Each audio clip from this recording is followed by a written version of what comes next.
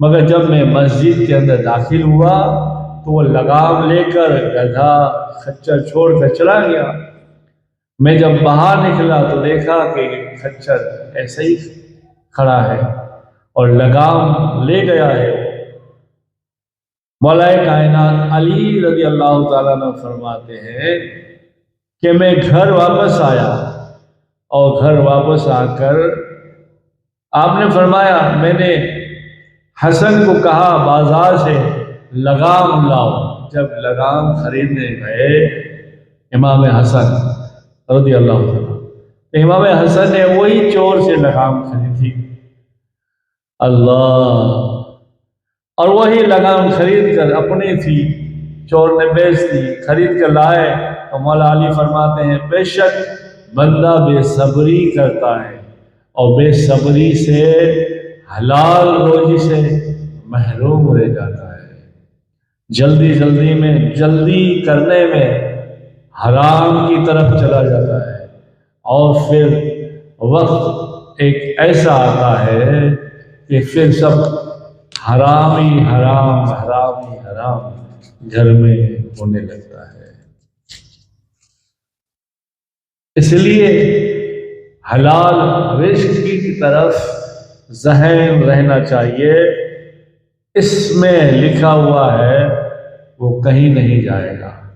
وہ آدھی رات نیند کی حالت میں بھی اٹھا کر اللہ کھلائے گا، پلائے گا اور دلائے گا۔ رسول اللہ صلی اللہ علیہ وسلم نے ارشاد فرمایا اللہ اس کی تمام ضرورت کو پورا فرماتا ہے اور اس سے وہاں سے رزق عطا فرماتا ہے جہاں اس کا گمان بھی نہیں ہوتا، اور جو دنیا کا ہو جاتا ہے تو دنیا کے پھر وہ حوالے کر دیا جاتا ہے، بڑی مشکل سے وقت نکلتا ہے۔ اور جو اللہ پر توکل کر لیتا ہے، اللہ کی قرآن میں دی ہوئی ہدایت سے، رسول اللہ صلی اللہ علیہ وسلم کی سنت بری زندگی سے زندگی گزارتا ہے تو روزی اس کے دروازے پر آتی ہے۔ اور علامہ عبد الرحم منانی اس لیے فرما دے اللہ پاک کے خاص بندوں کو نصیب ہوتا ہے رزق حلال میں ملتا ہے اور گھر بیٹھے ملتا ہے، اس لیے کہ اس نے توکل کیا ہے، اور پھر دنیا میں ایسے ملتا ہے جیسے جنت میں ملے گا۔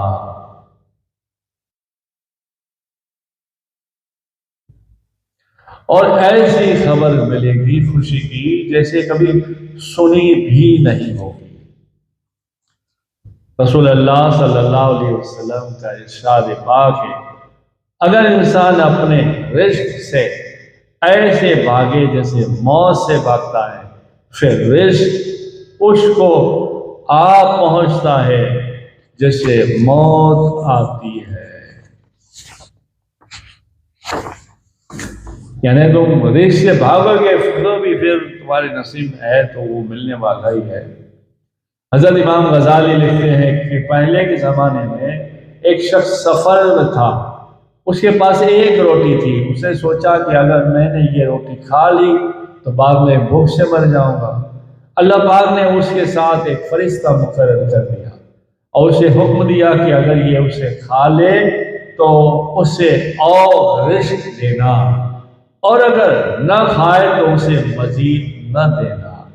وہ روٹی اس کے پاس ہی رہی یہاں تک کہ وہ مر گیا۔ بھروسہ نہیں کیا اللہ پر۔ اب کیڑے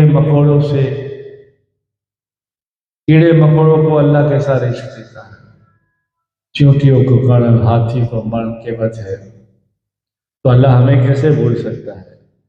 مگر ایمان چاہیے، توکل چاہیے۔ یعنی رسول اللہ صلی اللہ علیہ وسلم نے فرمایا روزی بندے کو ایسے ڈھونڈتی ہے جیسے اس کی موت اسے ڈھونڈتی ہے۔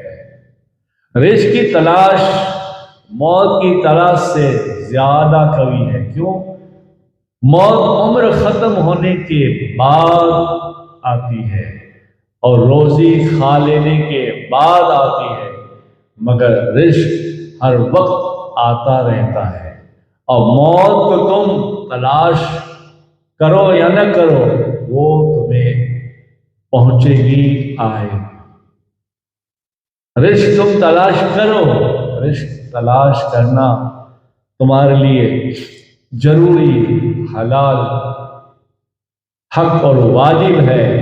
موت کی تلاش ممنون، گناہ۔ ہاں، موت کو یاد ضرور کر سکتے ہو، موت کے خوف، قبر کے خوف، جہنم کے خوف سے روز ضرور سکتے ہو، مگر موت مانگ نہیں سکتے۔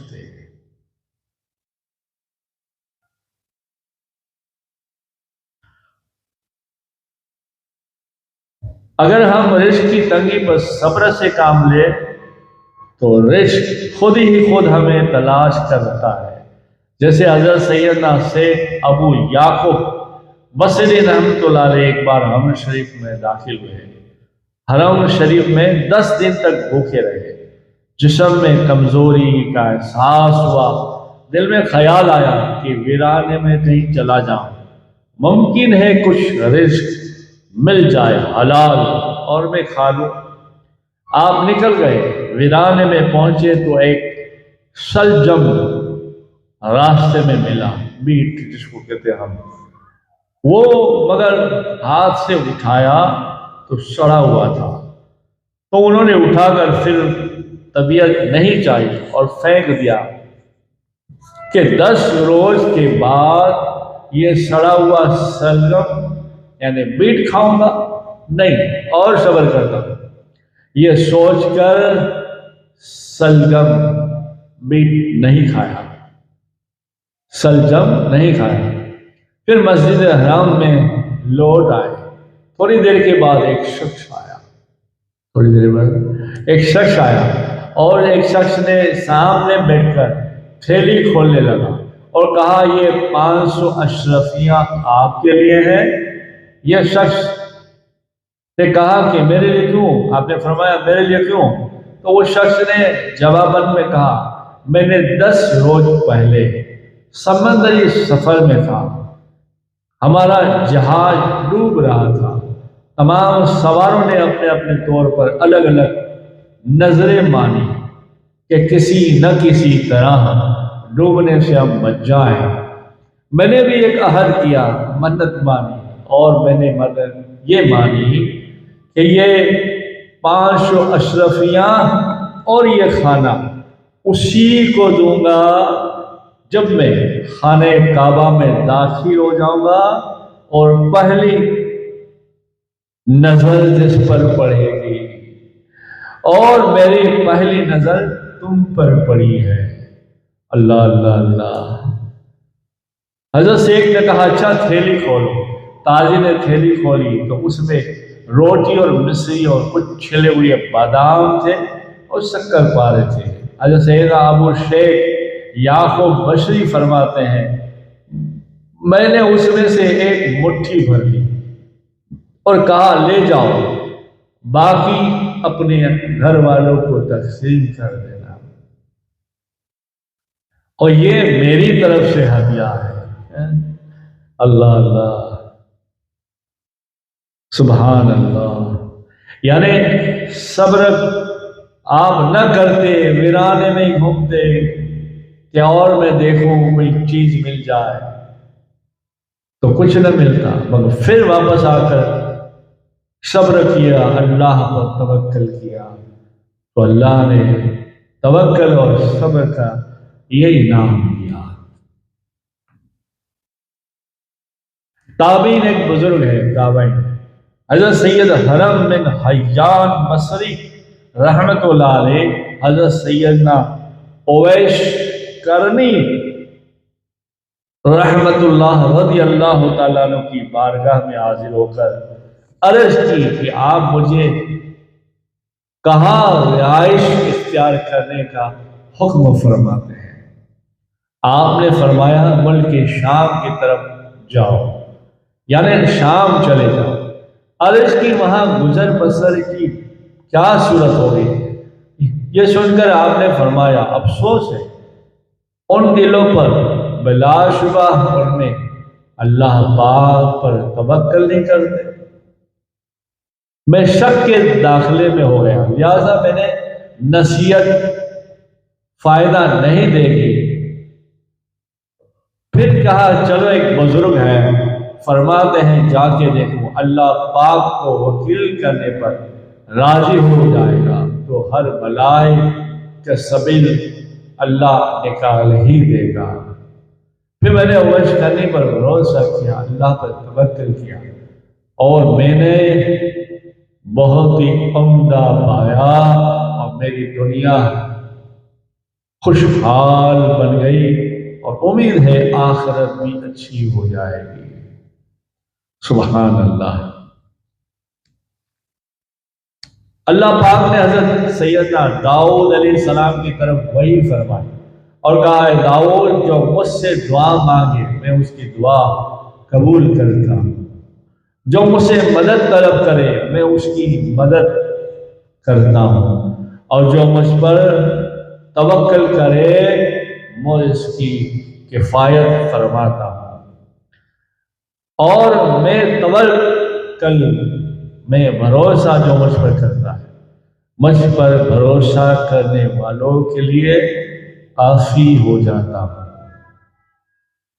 مدد طلب کرنے والوں کا مددگار، فریاد کرنے والوں کا فریاد سننے والا، اور دعائیں کرنے والوں کا دعا قبول کرنے والا۔ سبحان اللہ۔ حضرت سیدنا ابن عباس رحمۃ اللہ علیہ رضی اللہ تعالیٰ عنہ سے حضرت سیدنا ابراہیم علی نبی علیہ الصلوۃ والسلام کو جو آگ میں ڈالا گیا تھا اور آپ پر جو آگ باغ ہو گئی تھی، اس کی وجہ کیا تھا؟ تو حضرت نے فرمایا حسبنا اللہ ونعم الوکیل توکلت علی اللہ لا حول ولا قوت الا باللہ۔ سبحان اللہ۔ حضرت سیدنا وہاب بن منبہ سمانی یمانی رحمۃ اللہ علیہ کی خدمت میں حاضر و عرض کی مجھے کوئی ایسی چیز بتائیں سکھائیں جس سے اللہ مجھے نفع دے، نفع۔ تو آپ نے فرمایا موت کو کثرت سے یاد کرو، امیدیں کم رکھو، تیسرا عبادت جتنی ہو اتنی کیا کرو، اور چوتھا اللہ پر توکل، بھروسہ بھروسہ بھروسہ کرو۔ اللہ اللہ۔ حضرت سیدنا ابو جلد رحمت اللہ علیہ کا بیان ہے کہ مجھے ایک اجمی شخص ملا، اجمی۔ اس نے مجھے اپنے بادشاہ اور اس کے ظلم کی شکایت کی۔ میں نے اسے کہا کیا میں تجھے ایسی بات نہ بتاؤں؟ اگر تو اس پر عمل کرے، اس کے علاوہ سب چھوڑ دے تو وہ عمل تجھے بادشاہ اور دیگر لوگوں سے کفایت کرے۔ اس نے کہا ہاں۔ میں نے کہا اپنے گھر واپس جا اور اپنے ہر معاملے میں اللہ پاک کے حوالے کر دے، یعنی اللہ پر توکل کر دے۔ وہ اجمی فرماتا ہے میں نے حضرت کے کہنے کے مطابق کیا، نتیجہ خود ہی بیان فرماتے ہیں کہ میرا وہ شخص مجھے ملا تو میرا شکریہ ادا کیا اور کہنے لگا اللہ کی قسم اس دن میں اپنے گھر والوں کی طرف واپس گیا تو اللہ پاک کی یاد پر بھروسہ کیا تو مجھے ہمیشہ ہمیشہ خوشی ملتی رہی۔ اللہ اکبر۔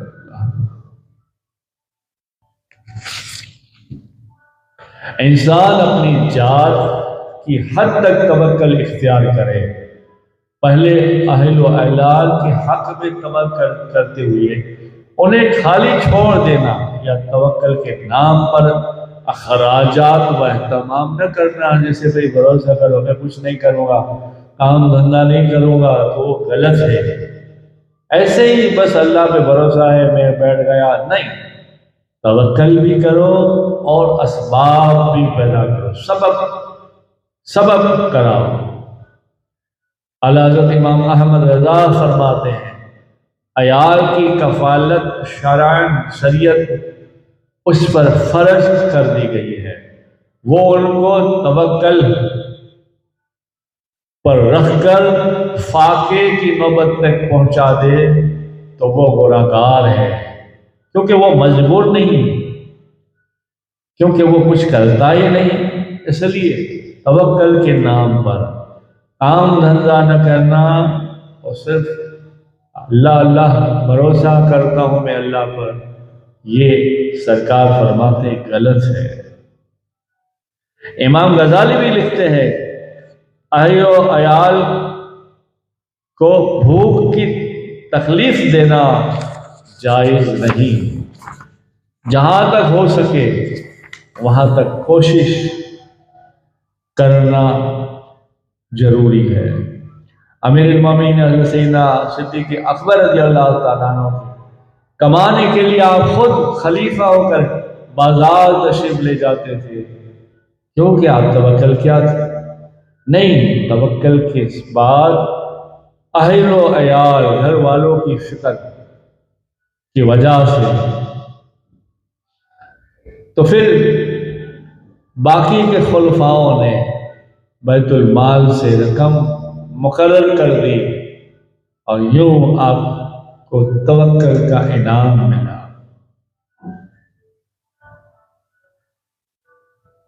رسول اللہ صلی اللہ علیہ وسلم نے اپنے لیے کل کا کھانا بچانا رکھنا بھی پسند نہیں فرماتے تھے۔ ایک خادمہ نے پرندے کا گوشت تناول فرمایا، بچا ہوا دوسرے دن حاضر فرمایا، تو حضرت حضور نے فرمایا کیا ہم نے منع نہیں کیا کہ کل کے لیے کچھ اٹھا کر نہ رکھنا؟ کل کی روزی بھی اللہ دیتا ہے اور ہمیشہ اللہ ہی روزی دینے والا ہے۔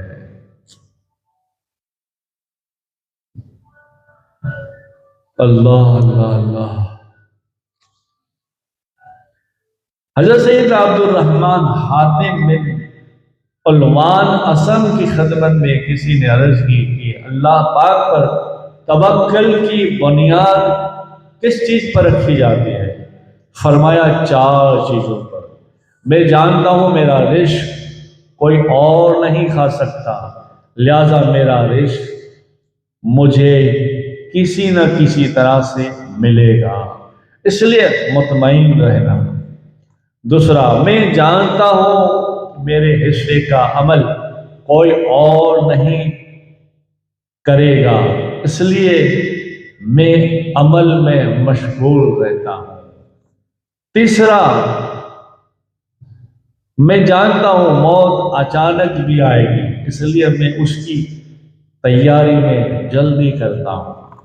اور چوتھا، میں جانتا ہوں میں جہاں بھی رہوں گا اللہ پاک مجھے دیکھ رہا ہے، لہذا میں اسے حیا کرتا ہوں۔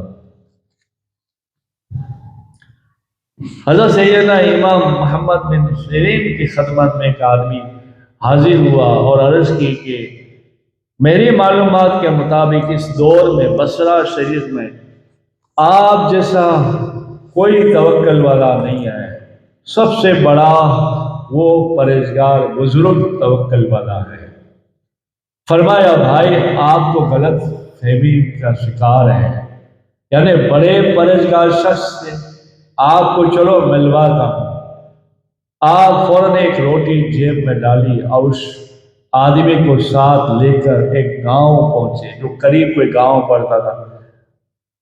ایک گھر میں داخل ہوئے. وہاں ایک شخص کے 2 ننھے بچے رو رو کر بھوک کی فریاد کر رہے تھے، مگر گھر میں کھانے کو کچھ نہ تھا. وہ ان کو سمجھاتے تھے. وہ کہہ رہے تھے کہ پیارے بچوں، میرا اور تمہارا خالق و مالک کون ہے؟ اللہ رزاق، اللہ کریم. اسی نے ہمیں بولنے، سننے، کھانے پینے کی قوت بخشی ہے، اور وہی تمام جہانوں کو روزی دینے والا ہے. جس ذات کریم نے ہمیں پیدا فرمایا ہے وہی روزی دے گا. وہ اس طرح سے سمجھا رہے تھے. ہم پہنچے. حضرت سیدنا امام محمد بن سیرین نے اپنے ساتھ آئے ہوئے آدمی سے فرمایا، اس بزرگ کا توکل دیکھ. پھر اپنے بچوں کو اللہ پاک کے بارے میں کتنی پیاری ان کو تربیت دے رہے ہیں، توکل سکھا رہے ہیں. پھر حضرت سیرین نے جیب سے روٹی نکال کر صاحب خانہ کو پیش کر دی. اتنے میں سیدنا مالک بن دینار بھی تشریف لائے اور صاحب خانہ کو 2 درہم پیش کرنے لگے. تو اس نے وہ درہم حضرت کو واپس دیتے ہوئے کہا، ہمارا آج کا رزق ہمیں پہنچ چکا، اب ان درہموں کی ہمیں حاجت نہیں ہے. اللہ. حضرت امام مالک بن دینار فرماتے ہیں، حضور رکھ لیجیے حضرت، کل کے لیے کام آئے گا.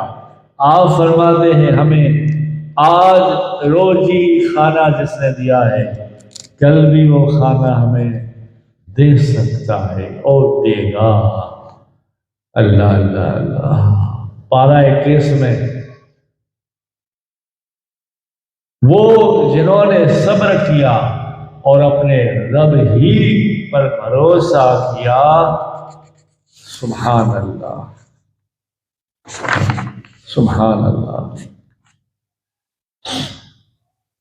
ایک اور بات سن لیتے ہیں.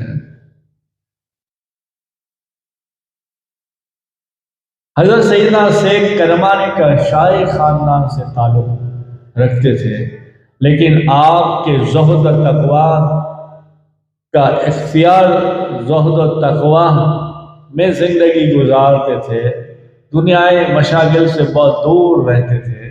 آپ ہی کی ایک صاحبزادی تھی جو بہت حسین و جمیل اور نیک سیرت اور خوبصورت پرہیزگار تھی، لیکن اس صاحبزادی کے لیے بادشاہ کرام کے نکاح کا پیغام آیا تو آپ نے یہ پسند نہ فرمایا اور کہلا دیا کہ کچھ سوچتا ہوں.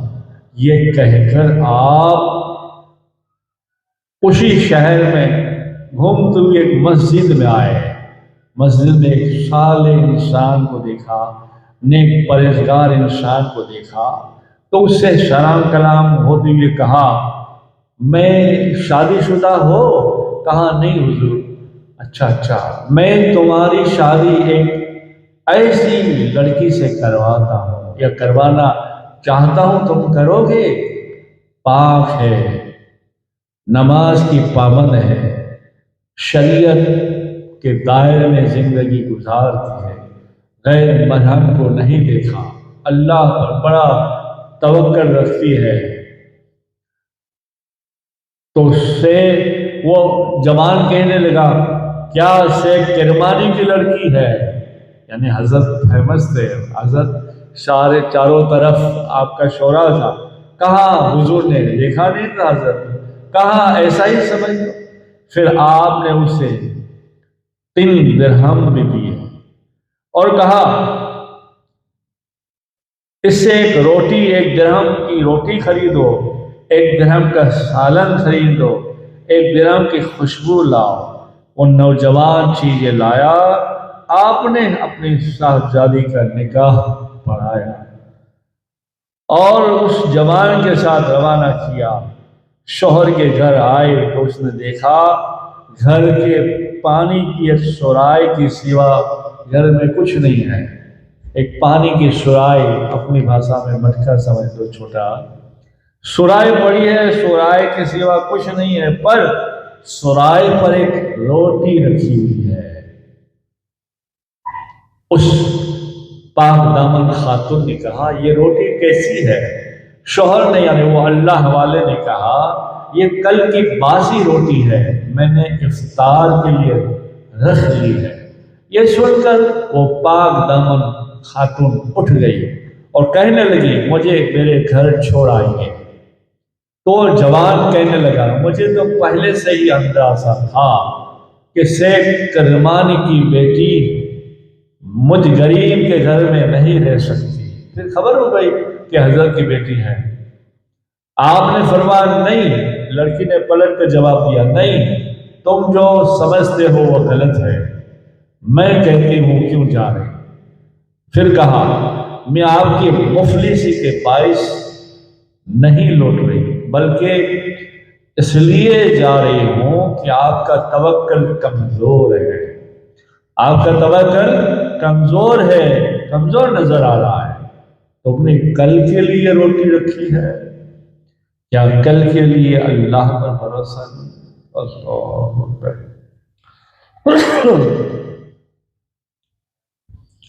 وہ اللہ والے نے معذرت چاہی، معافی مانگی اور کہا واقعی آپ شیخ کرمانی کی بیٹی ہے. آپ نے کہا میں اسے صبح پھینک دوں گا یا صبح کسی کے حوالے کر دوں گا. تو حضرت کی بیٹی نے کہا نہیں، روٹی رہے گی یا میں رہوں گی. وہ حضرت اللہ والے جو تھے وہ باہر نکلے اور روٹی خیرات کر دی. سبحان اللہ سبحان اللہ. یعنی ناشکری، اگر شکری اور ناشکری اور صبر کا بڑا زبردست معاملہ ہوتا ہے. اللہ مجھے اور تمہیں توفیق عطا فرمائے، اور زیادہ نہیں تو کچھ سوچ سمجھ کر توکل کرنے والا بنائے. درود پاک پڑھیں. اللہم صلی علی سیدنا محمد نور الانوار وسر الاسرار وسید الابرار صلی اللہ علیہ یا رسول اللہ صلی اللہ تعالی علیہ وسلم. نور من نور اللہ.